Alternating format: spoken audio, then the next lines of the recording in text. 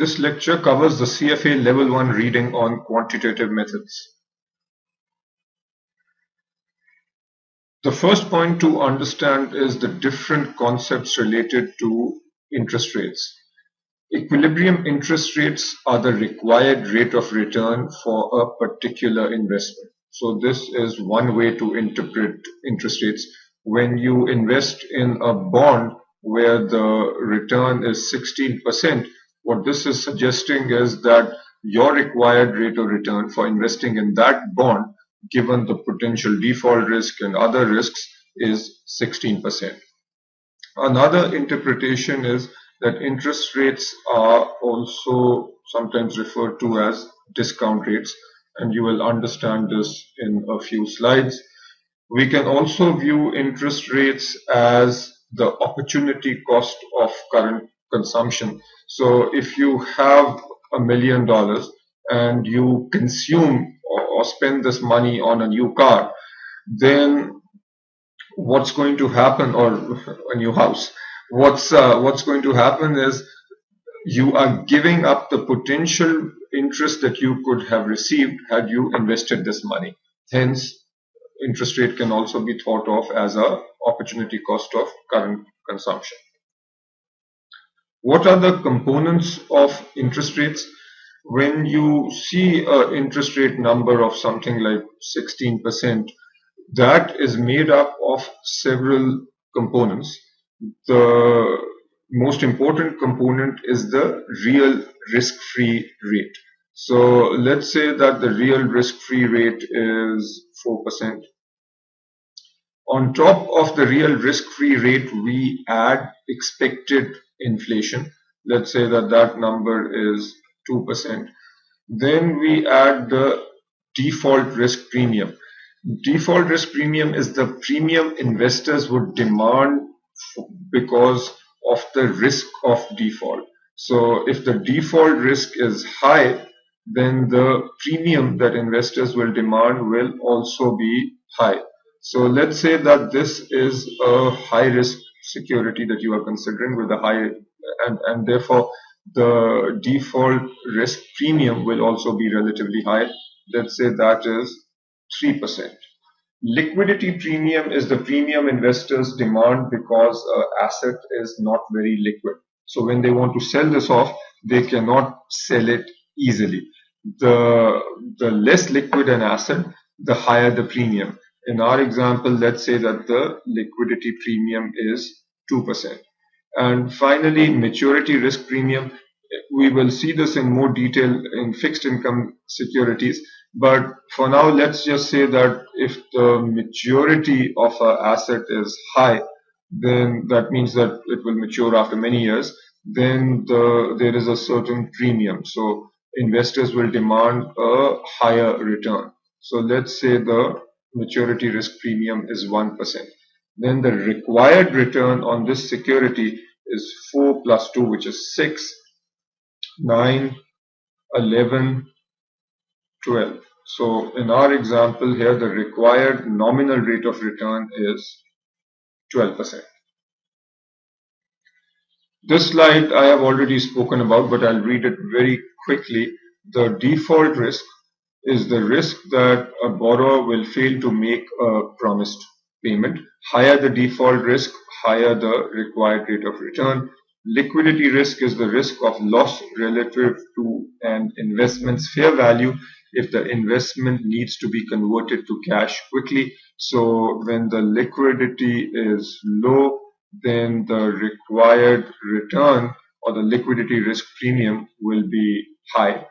Maturity risk is the increased sensitivity of the market value of debt to change in market rates as maturity is extended.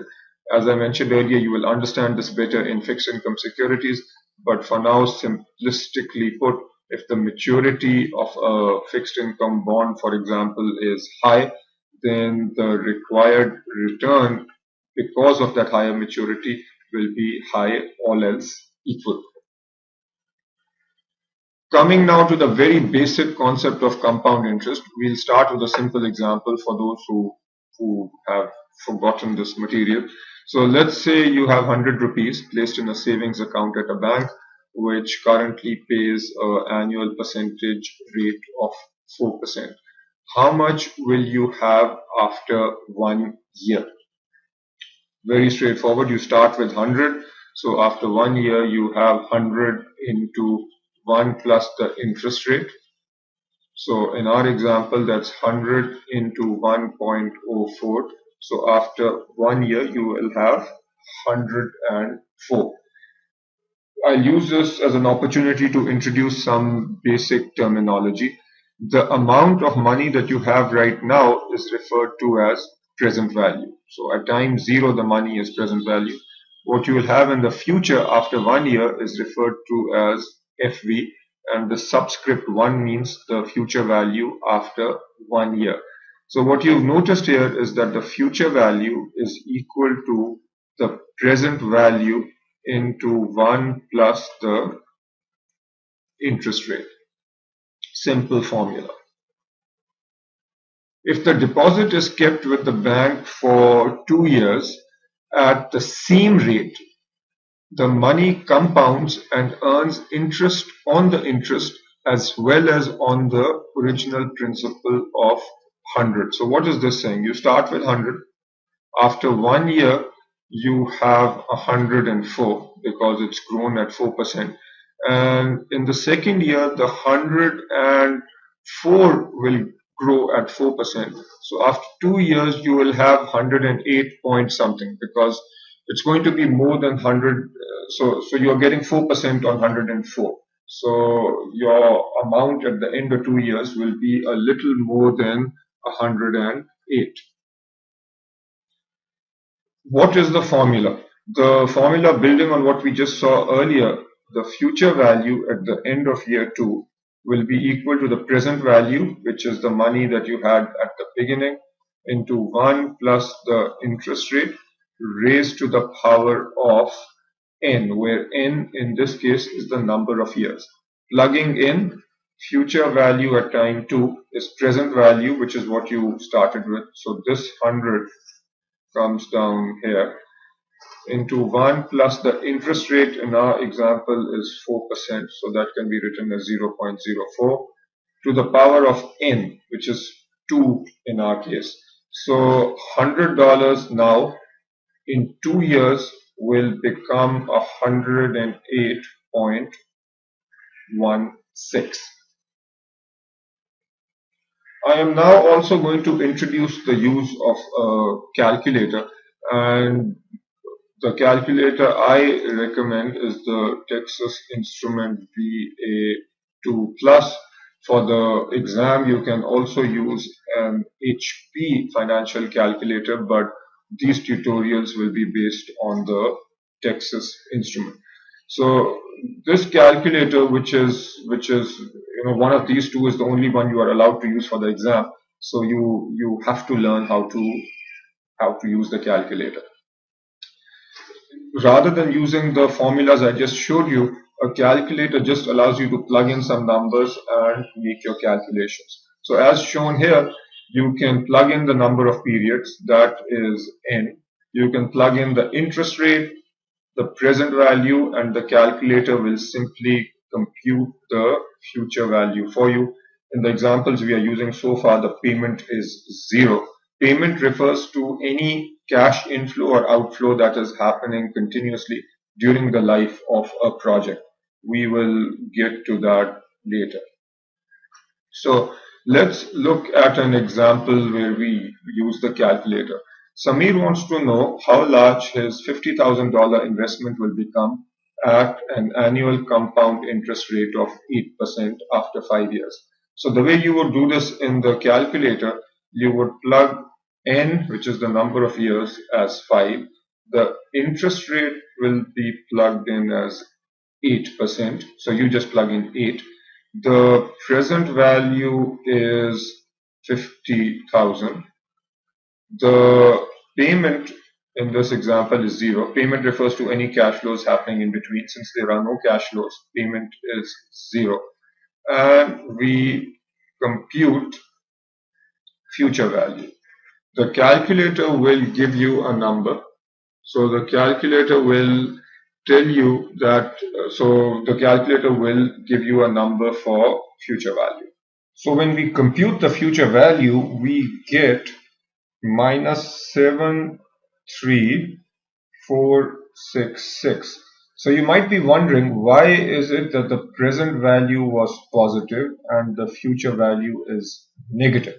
The answer is, when you input the present value, you put in 50,000, the default being positive. So this is the amount that goes into the project. What the calculator assumes is that after 5 years, this is the money that is coming out of the project. So therefore it will have a opposite sign. So think of it this way, that here money in, and after 5 years money out. And since the direction is different, the sign will be different. So we've talked so far about the concept of future value, and the mathematical equation that we talked about was that the future value is equal to a certain present value into 1 plus interest rate to the power of n. So what if you have $100? So if you have $100 2 years from today and the interest rate is equal to 8%, what is the present value? So this is year 0, this is year 1, this is year 2. You have this $100 over here. What's the value of that $100 at time 0 given an interest rate of 8%? The process of taking this $100 and seeing what's the equivalent amount today is called discounting. And you can see the formula that given the future value formula, the present value formula simply becomes present value is equal to future value divided by 1 plus r to the power of n. So if the future value was 100 or is 100, the present value will be 100 divided by 1 plus 0.08, which is the interest rate, to the power of 2. So the number that you get over here is the present value of 100, and this number is like saying that, let me just, so I have not done the calculation, let's say that we come up with approximately, let's say 85, and you can come up with the exact number. So that number, in fact, let me just do this very fast. Yeah, so the number actually is 85.7. So having $85.7 today is the same as having $100 2 years from today. So 85.7 is the present value of $100 2 years from today given an interest rate of 8%. And notice that in going from 100 to 85.7, we discounted using the interest rate and the number of years. So take another example. Assume you need to have exactly 40,000 rupees 10 years from today. How much must you deposit today in an account that pays 6% interest compounded annually so that you reach a goal of 400,000? So two ways to do this. One is using the calculation we just did. So we can say that the present value is equal to the future value over 1 plus r to the power of n. And what must you plug in? The future value is 400,000. This is how much you will have in the future, divided by 1 plus the interest rate 0.06 to the power of n, which is 10, and you will get your answer. The other method that you can use is using the financial calculator, where you plug n is equal to 10 for the number of years, you plug in future value is equal to 40, actually this is 400,000, your payment is equal to 0, the interest rate is 6%, and then you compute your present value. And this will also give you the present value. So that is like saying that 400,000 equivalent in today's term is the present value answer that you will get from either of these calculations. Another example, given a discount rate of 9%, calculate the present value of 1,000 cash flow that will be received 5 years from today. So here again, always draw a number line. When you get $1,000 5 years from today, how do you come up with the present value? The simple calculation is present value would be 1,000 divided by 1.09 to the power of 5. So this is your single cash flow. How much money do you get today? So this is the present value. The calculator method, you plug in n is equal to 5, r is equal to 9 for the interest rate, future value is this. You also put in payment equal to 0, and then you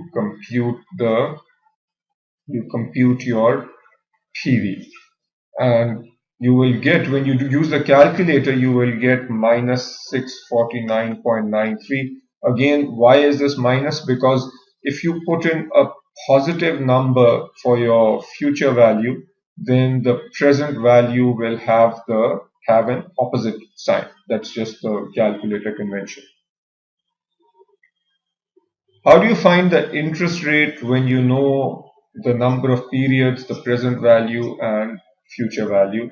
So if you invest rupees 200,000 today, if you invested this and accumulated this much money after 5 years, what was the annual rate?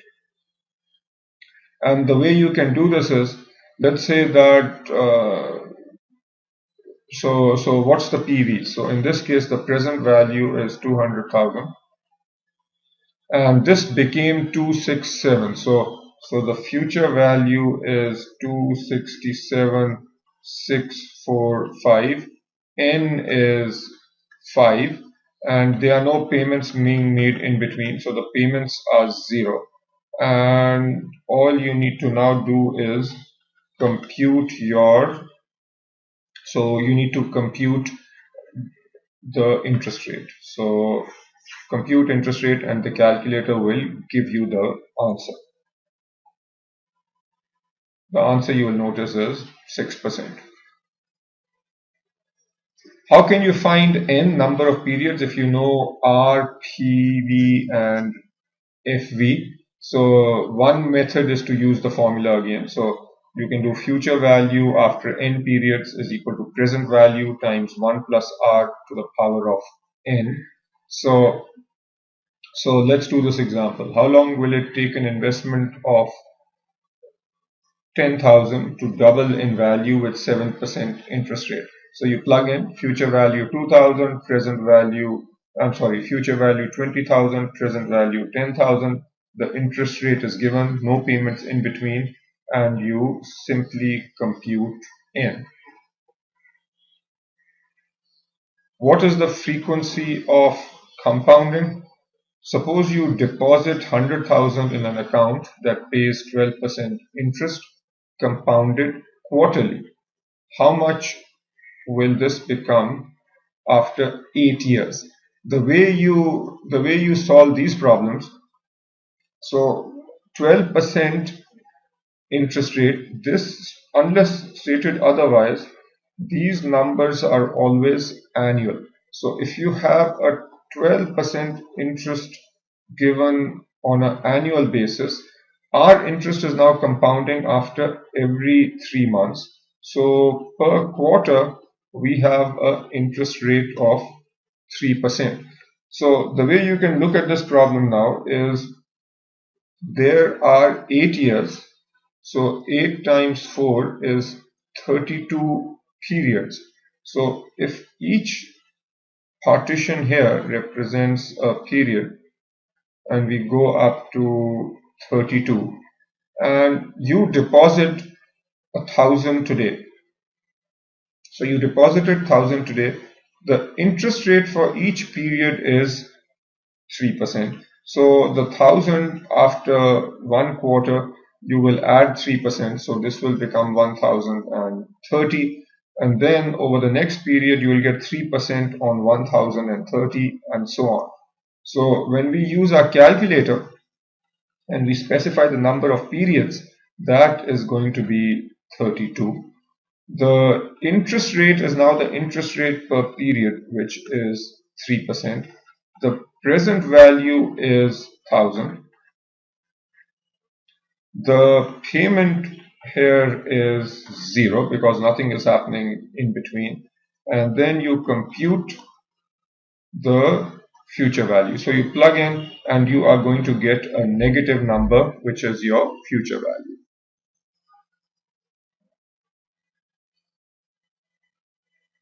Okay, now let's understand the concept of the effective annual rate. So let's say that our stated annual rate is 12% and we have semi-annual compounding. What does this mean? So if you are doing semi-annual compounding, what's going on? So this is 0.5 of a year, this is 1 year. And if you start with $1 at the beginning of the year, how much will this become after half a year? Semi-annual compounding. If the total interest rate is 12%, the interest rate for every 6-month period is 6%. So going from 0 to 0.5, 6% interest rate, the $1 will become 1.06. And then this will grow at 6%. So we multiply this again by 1.06. So at this point, we basically have 1.06 squared. So when we talk about semi-annual compounding, $1 becomes 1.06 squared, which is equal to 1.1236. You subtract the 1 and you are left with 0.1236. So our rate effectively is 12.36%. In other words, if you invest $100 at the start of the year, you will have 112.36 at the end of the year, even though the stated rate was 12%. So effectively, you have received a rate of 12.36%. Okay, I'll do the quarterly compounding for you, and then you need to do monthly compounding. With quarterly compounding, we now have 4 quarters. So 0, 1, 2, 3, and 4. In each quarter, so now here we are talking about quarters. In each quarter, the interest rate is 3%. So how will you figure out, starting from time 0, how much you end up with at period 4? You start with $1 over here, and this becomes 1.03 after 1 quarter, 1.03 squared after 2 quarters, 1.03 cubed after 3 quarters, and 1.03 to the power of 4 after 4 quarters.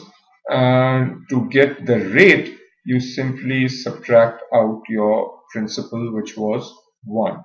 How would you do this using a calculator? How do you figure out how much you end up with at the end? You could simply say n is equal to 4, interest rate is equal to 3%, PV is equal to 1, payment is equal to 0, and you compute your FV, and the amount of money you have at the end of the year effectively tells you what your rate for the year is.